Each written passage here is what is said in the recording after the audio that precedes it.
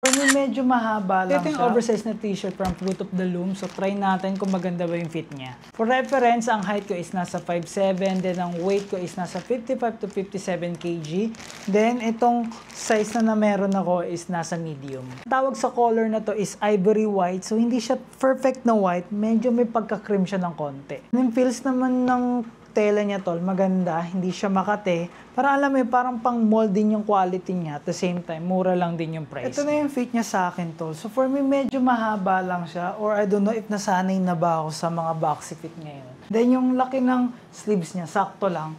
But ang gusto ko dito tol is yung feels niya. Masarap yung feels niya, pang mall yung quality. Medyo mahaba siya for me. Siguro baka pwede ako ng small lang. Medyo mas malaki sa akin tong medium. Ang magiging solusyon ko dito is pwede naman siya i-tuck. Pag naka-tuck in na siya tol, sobrang ganda niya na, saktong-sakto lang siya. Alam mo yun, hindi siya super laki pero oversized na rin yung feels niya. And ang gusto ko dito, yung ano talaga niya sa loob, hindi siya makate. Yun yung perfect term dito. Hindi siya makate, hindi siya mainit sa feels. Saktong-sakto lang siya. So if ever kung gusto mo rin din tong orderin, nandiyan yan sa ating yellow basket sa baba.